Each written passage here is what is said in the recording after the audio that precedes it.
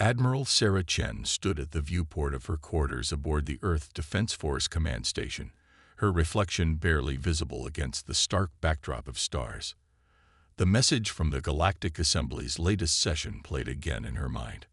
Another round of thinly veiled insults wrapped in diplomatic pleasantries.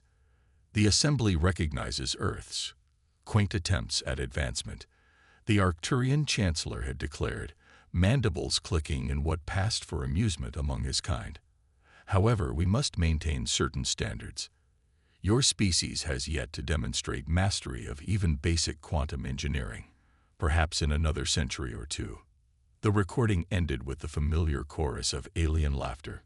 Chen's jaw tightened, but her expression remained neutral, a skill honed through decades of military service. Behind her, a holographic display showed the status of Operation Ghostlight, 98% complete. Admiral, her AI assistant, Araya, chirped. The Arcturian Defense Fleet is maintaining its usual patrol pattern. Their quantum sensors continue to show no signs of detecting our presence. Chen nodded, allowing herself a small smile. And our observation posts.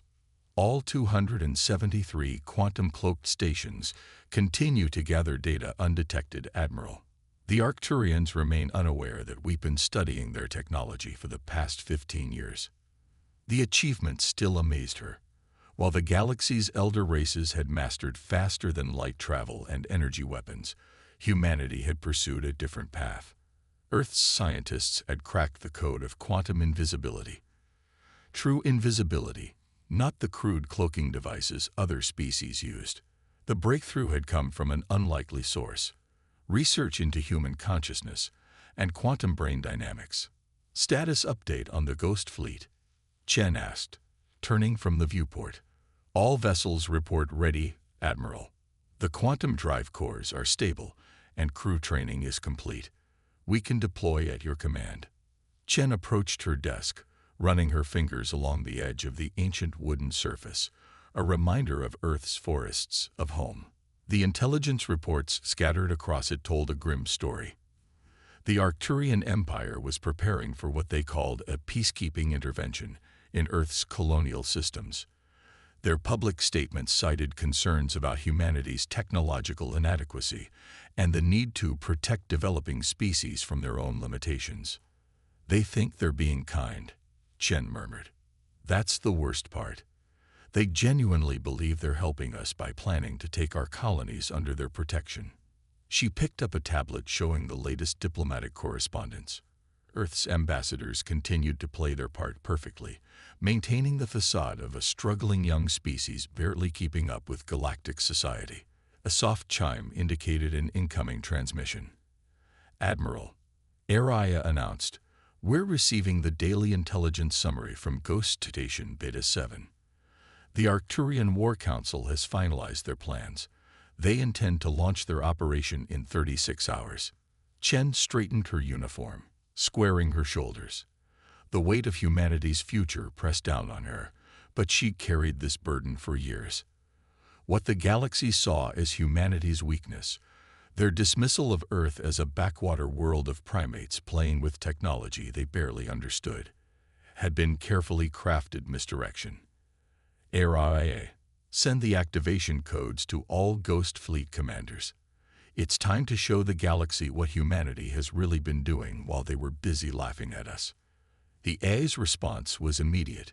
Codes transmitted, Admiral. Ghost Fleet commanders acknowledge. All ships report quantum drives spooling up under full cloak.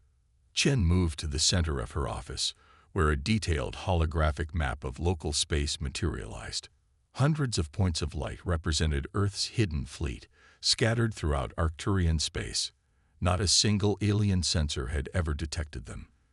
Thanks to the quantum cloak technology that bent not just light, but reality itself around their ships.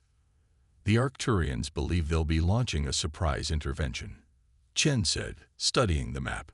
Instead, they're about to discover that humans haven't been nearly as primitive as they thought. Send word to Earth Command. Operation Ghostlight is now active. As she watched the status indicators of humanity's hidden fleet shift from standby to combat ready, Chen reflected on the irony of the situation. The galaxy's elder races had spent centuries looking down on humanity, never realizing that their contempt had been humanity's greatest advantage. They had watched, learned, and developed in secret, protected by the very dismissal meant to hold them back. Final authorization recorded, Admiral. Araya confirmed. Ghost Fleet is armed and ready. Quantum cores are stable and cloak integrity is at 100%. The fleet awaits your command to reveal humanity's true capabilities. Chen nodded, her expression hardening with resolve. Let them laugh for now. In 36 hours, the galaxy will learn that they should have paid closer attention to the quiet ones. High Admiral Kextar of the Arcturian Empire stood on the command deck of his flagship, the Eternal Dawn, his crystalline carapace reflecting the light of distant stars. Before him, the holographic display showed the largest fleet assemblage in recent galactic history. Over 3,000 warships prepared for the humanitarian intervention of Earth's colonies. Status report on the human defensive positions, he commanded, mandibles clicking with anticipation. His second-in-command, Sub-Admiral Velerx, consulted her neural interface. High Admiral, our long-range scans show minimal resistance. The humans appear to be evacuating their colonial outposts. Most settlements are already abandoned. Kextar's compound eyes flickered with amusement. As expected, they recognized the futility of resistance. The Council was right. They're not completely without reason, just underdeveloped. Throughout the massive fleet, Arcturian crews prepared for what they assumed would be a simple operation. Their ship's quantum sensors, considered the most advanced in known space, swept the void between stars, finding nothing but empty human colonies and retreating civilian vessels. What none of them realized was that they were being watched. Aboard the quantum-cloaked EDF Nightshade, Captain Maya Rodriguez monitored the Arcturian fleet's movements. Her ship, like hundreds of others, floated invisible among the alien armada. The quantum cloak technology didn't just bend light. It shifted her vessel partially out of phase with normal spacetime, making detection impossible with conventional sensors. They're proceeding exactly as predicted, her XO, Commander David Park, noted quietly. Their formation is optimized for a ceremonial entrance, not combat. They're not expecting any resistance at all. Rodriguez nodded, watching the massive alien ships glide past her vessel. The Arcturians' arrogance was their weakness. They truly believed their technology was insurmountable. Their sensors were indeed remarkable, but they were looking for the wrong things, searching for disturbances in space that human ships had learned to avoid creating altogether. Message from Admiral Chen, her communications officer reported. Ghost Fleet is to maintain position and continue gathering intel. All ships are to record the Arcturian fleet's movements for analysis. The bridge crew worked in near silence, their stations illuminated by the soft blue glow of quantum-shielded displays.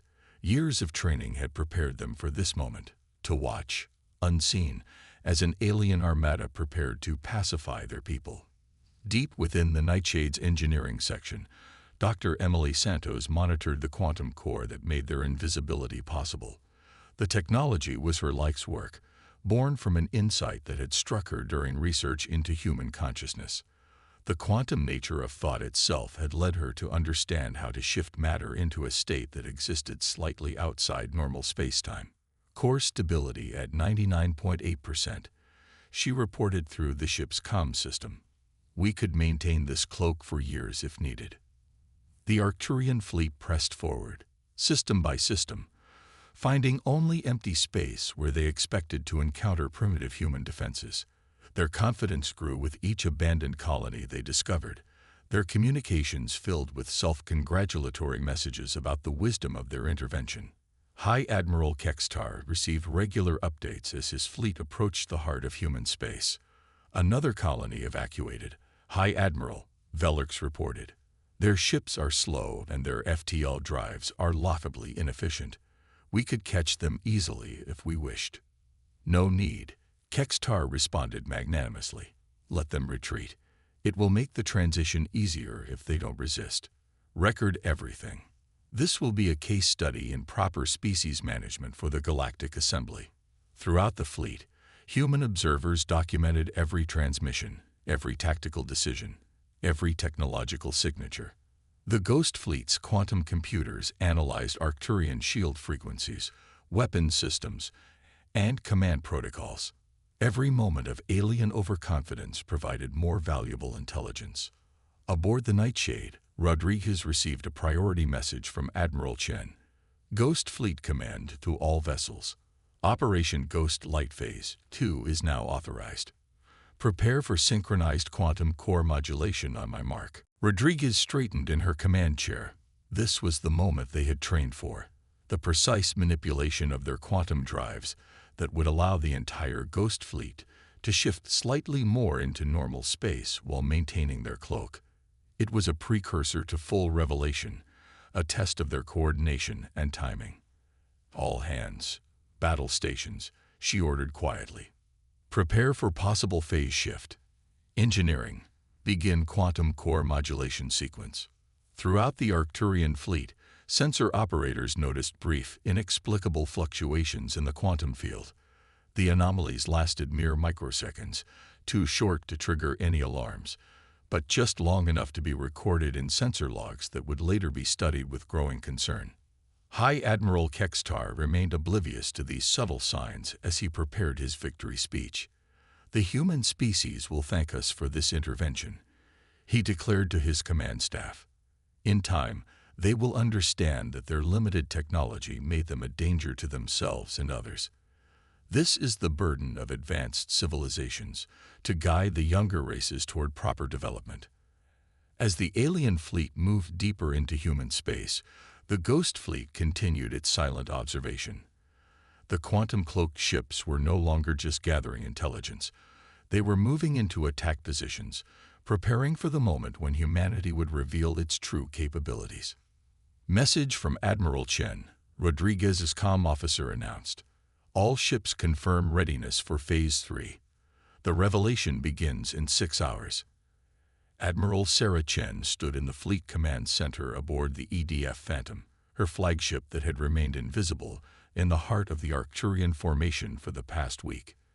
The massive holographic display showed thousands of red dots representing the alien fleet, interspersed with the blue markers of Earth's hidden vessels.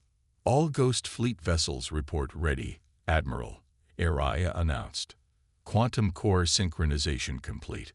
We can initiate the reveal sequence on your command." Chen studied the tactical display one final time. The Arcturian fleet had arranged itself in a ceremonial formation around Earth's largest colony world, New Eden. Their ships were positioned for maximum visual impact rather than tactical advantage, a formation that would prove disastrous in actual combat. "Send the final warning to Earth Command," Chen ordered. "Operation Ghost Light Final Phase initiating in 5 minutes." Throughout the Ghost Fleet, crews took their positions. Years of training had prepared them for this moment, but the tension was still palpable. They were about to reveal themselves to an enemy fleet that outnumbered them 3-1. But numbers weren't everything. Aboard the Eternal Dawn, High Admiral Kextar prepared to broadcast his victory speech to the colony below. His staff had prepared a suitably magnanimous address about the benefits of Arcturian protection and guidance. "Begin transmission," he commanded, mandibles raised in a gesture of benevolent authority. "People of New Eden, I come before you today as a friend and protector." The transmission cut off mid-sentence. Throughout his ship, quantum sensors suddenly blazed with alerts. Space itself seemed to ripple and twist around his fleet as hundreds of vessels began to phase into normal spacetime. "Multiple contacts," his sensor officer screamed. Signatures appearing everywhere. They're inside our formation." Chen's voice cut through all Arcturian communications channels, transmitted simultaneously on every frequency they used. "This is Admiral Sarah Chen of the Earth Defense Force. Your fleet is surrounded. Power down your weapons and shields immediately." The Ghost Fleet's revelation was precisely choreographed. Each human ship phased into visibility in perfect position to target critical systems on multiple Arcturian vessels. The quantum phase shift was gradual enough to be visible, a deliberate choice to demonstrate the full extent of human technological advancement. Impossible, Kextar whispered as he watched human warships materialize throughout his fleet. Their design was unlike anything he'd seen before. Smooth, dark hulls that seemed to drink in light, with pulsing lines of quantum energy tracing complex patterns across their surfaces. "High Admiral," his tactical officer reported, voice shaking. "Their weapons, they're unlike anything in our database. Our sensors can't even classify them. They appear to be utilizing controlled quantum singularities." Chen allowed herself a small smile as she watched the Arcturian fleet's orderly formation dissolve into chaos. Ships tried to maneuver away from the suddenly revealed human vessels, only to find their engines unresponsive. As a demonstration, she broadcast, "We have used targeted quantum fields to temporarily disable your primary propulsion systems. Your weapons and shields remain under your control for now. I suggest you consider your next actions carefully." Dr. Santo's voice came through on a private channel. "Admiral, the quantum core network is stable. We can maintain this partial phase state indefinitely, and the targeted suppression fields are working perfectly." Throughout both fleets, the balance of power shifted with dizzying speed. The Arcturian crews, trained to believe in their absolute technological superiority, found themselves paralyzed with indecision. Their sensors showed capabilities that should have been impossible. Human ships partially existing in multiple quantum states simultaneously, wielding technology that made their most advanced systems look primitive. "This is not possible," Kextar declared, his crystalline carapace clicking rapidly in agitation. "Humanity does not possess this level of technology. Your intelligence saw what we wanted you to see," Chen interrupted, her voice calm but firm. "While you were busy mocking our primitive technology, we were studying yours. Everything you know about human technological capabilities was carefully crafted misdirection." The tactical display told the story clearly. Each human vessel was positioned to neutralize multiple Arcturian ships, their quantum weapons capable of bypassing the most advanced alien shields. The Ghost Fleet's reveal had been perfectly executed, transforming an apparent victory parade into a potential massacre. "You have two options," Chen continued. "You can power down your ships and open a diplomatic channel to discuss the future relationship between our species, or you can attempt to fight. I should warn you, we've had years to study your tactical doctrines, weapons, and defensive systems. We know exactly how to counter every strategy in your playbook." Sub-Admiral Velerx approached her commander, mandibles twitching nervously. "High Admiral, preliminary analysis suggests their technology is, at least several centuries ahead of our theoretical models. The quantum manipulation they're demonstrating shouldn't be possible for another 500 years according to our development timeline." Kextar stared at the tactical display, watching his magnificent fleet sitting helpless among the ghostly human vessels. The creatures they had dismissed as barely civilized had somehow mastered technology that the Arcturian Science Council had deemed impossible. "Admiral Chen," he transmitted finally, his voice carrying the weight of shattered certainty, "the Arcturian fleet requests a diplomatic channel." Throughout the Ghost Fleet, crews maintained their battle stations, but the tension began to ease. They had trained for combat, but achieving victory without firing a shot was the best possible outcome. "Channel opening now," Chen responded. "And High Admiral, welcome to the real galaxy, where humanity is no longer content to be underestimated." The Galactic Assembly's emergency session was chaos. Representatives from every major spacefaring civilization crowded the vast chamber, their voices rising in a cacophony of accusations, demands, and fears. The revelation of humanity's true technological capabilities had shattered centuries of assumed hierarchies overnight. In the center of the storm, Earth's delegation sat quietly. Ambassador Michael Santos, Dr. Emily Santos' brother, watched the proceedings with the same patient attention that had characterized humanity's decades-long deception. The quantum core technology his sister had helped develop now powered the holographic display above the chamber, showing the Ghost Fleet's revelation in stunning detail. This is a violation of every protocol. The Zenith Collective's ambassador bellowed, their bioluminescent tendrils flashing with agitation. Humanity concealed their true technological level. They've been spying on us all. Admiral Chen, standing beside Santos, stepped forward to address the assembly. Her dress uniform gleamed under the chamber's lights, quantum medals, revealed publicly for the first time, showing her true rank and achievements. Distinguished representatives, she began, her voice cutting through the chaos. You speak of violations, yet for centuries, you treated humanity as little more than clever animals. Your ships violated our space, your corporations exploited our resources, and your diplomats dismissed our concerns, all because you believed we were technologically inferior. The chamber fell silent as holographic displays showed footage from quantum-cloaked observation posts. Years of secret recordings revealed countless instances of alien powers mocking humanity, planning to guide Earth's development, or discussing how to exploit humanity's perceived weaknesses. We did not spy on you, Chen continued. We observed those who had already decided they had the right to interfere with our civilization. The quantum cloak technology was developed not for aggression, but for protection. To ensure humanity could develop without interference from powers that had already shown their contempt.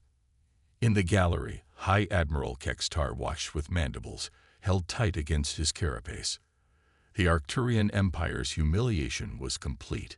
Their mighty fleet had been rendered helpless by the very species they'd planned to protect. Ambassador Santos raised his hand, and the holographic display shifted to show a new image. A map of quantum surveillance networks established by various alien powers around Earth and its colonies. We knew about every probe, every monitoring station, every cloaked vessel you sent to watch us. We simply chose to let you see what we wanted you to see. The Diraxian representative, their crystalline form vibrating with tension, spoke next. The level of quantum manipulation you've demonstrated. Our scientists believed it impossible. The energy requirements alone were solved through approaches your scientists never considered. Dr. Santos interrupted, joining her brother at the podium. You were all so convinced of your superiority that you never considered humans might find different paths to the same destinations. While you perfected brute force quantum manipulation, we learned to whisper to the quantum realm rather than shout at it. The implications slowly sank in across the chamber. Humanity hadn't just developed advanced technology. They had developed it along completely different lines than the galactic standard. Every assumption about technological progression, about the very nature of scientific advancement, had to be reconsidered. The Arcturian fleet, Chen continued, remains under quantum containment near New Eden. Their ships are unharmed, their crews safe. We did not reveal our capabilities to seek revenge or to humiliate. We revealed them because the galaxy faces a greater threat, one that requires us to move past old hierarchies and work together. The holographic display shifted again, showing long-range quantum sensor data that made even the most experienced alien scientists gasp. Something vast was approaching the galaxy, something that existed partially in quantum states that shouldn't have been possible. While you watched us, Chen explained, we were watching the space between galaxies. Our quantum sensors detected this anomaly 3 years ago. We've spent that time preparing not just for the Arcturian intervention, but for something far more serious. Ambassador Santos stepped forward again. This is why we reveal ourselves now. Humanity extends an offer to share our quantum technology with all spacefaring civilizations, not as superiors imposing our will, as was planned for us, but as equals facing a common threat. The chamber erupted in discussion again, but the tone had changed. Fear and outrage were giving way to cautious interest, even excitement. Species that had dismissed humanity for centuries were suddenly reviewing every interaction, every dismissed human theory, every primitive proposal they'd ignored. In the gallery, a young Arcturian scientist turned to her superior. All this time, she whispered. They were so far ahead of us. How did we not see it? High Admiral Kextar, overhearing, clicked his mandibles softly. Because we saw what we expected to see. They understood us better than we understood ourselves.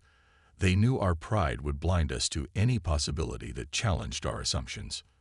The emergency session continued long into the night, as the galaxy's power structure reorganized itself around the new reality. Humanity had changed everything not through force or conquest, but through patience, observation, and the quiet cultivation of capabilities no one had believed possible. And as the assembly debated and discussed, quantum-cloaked sensors throughout the galaxy continued their vigilant watch, not just for threats from within the Milky Way, but for the approaching anomaly that had prompted humanity to finally step out of the shadows. 3 months after humanity's revelation, the combined fleet assembled near the edge of the Milky Way was unlike anything the galaxy had ever seen. Ships of every species hung in formation, their designs now incorporating elements of human quantum technology. At the center of the fleet, the EDF Phantom served as the command vessel, its quantum core pulsing with power. Admiral Chen stood on the bridge, watching as alien crews worked alongside human technicians to calibrate their new quantum sensors. The integration of human technology with existing alien systems had proceeded faster than anyone expected. Necessity and genuine cooperation proving far more effective than forced guidance had ever been. Final Fleet Status Report. HFY announced. All vessels report quantum cores online and synchronized. The combined fleet is ready for coordinated phase shift on your command. High Admiral Kextar, now serving as Chen's second-in-command, approached with a data tablet. His crystalline carapace had been modified with quantum resonance crystals, a fusion of Arcturian biology with human innovation. The latest long-range scans confirm our worst fears, he reported, mandibles clicking softly. The anomaly is definitely artificial. Something is coming, and it's using quantum states we've never seen before. Chen nodded, studying the data. The approaching entity defied conventional physics, existing simultaneously in multiple quantum states that should have been mutually exclusive. Even with humanity's advanced understanding of quantum mechanics, much of what they were seeing remained mysterious. Admiral, Dr. Santos called from her station, where she worked alongside a team of multispecies quantum physicists. We're detecting new patterns in the anomaly's quantum signature. I think it's trying to communicate. The main view screen filled with cascading waves of quantum data. What had initially appeared as chaos began to resolve into patterns, complex, multidimensional sequences that existed in multiple states simultaneously. It's beautiful, whispered a Zenith Collective scientist, their bioluminescent tendrils pulsing in rhythm with the quantum patterns. They're not just communicating through quantum states, they exist as quantum information. Ambassador Santos, who had insisted on being present for humanity's first potential contact with an extragalactic intelligence, stepped forward. Can we respond? Dr. Santos nodded slowly, her fingers dancing across quantum interface controls. We can use the combined fleet's quantum cores to generate a similar pattern. It won't be as complex as theirs, but it should show them we understand the basic principles. All ships, maintain position, Chen ordered. Dr. Santos, you may proceed with the quantum transmission. The fleet's synchronized quantum cores hummed to life, generating a harmonized pattern that rippled through space-time. For a moment, nothing happened. Then the anomaly's patterns changed, becoming simpler, more rhythmic, matching the level of complexity in humanity's transmission. They're adapting to communicate with us, Dr. Santos exclaimed. They're deliberately simplifying their quantum states to establish basic communication. Throughout the fleet, crews watched in amazement as the first exchange of quantum state communications proceeded. The entity's vast form began to resolve into something more comprehensible, a structure of pure quantum information, a civilization that had transcended traditional matter entirely. Admiral, HFY reported, I'm detecting similarities between their quantum patterns and some of the theoretical models we developed while working on the quantum cloak. They're using principles we only began to understand, but on a scale we never imagined possible. Chen smiled slightly. So all this time, while the galaxy mocked us for being primitive, we were accidentally developing technology that would help us communicate with a post-physical civilization. Kextar's mandibles clicked in what had become his version of rueful laughter. The universe has a sense of irony. Admiral, my people thought we were coming to guide humanity's development.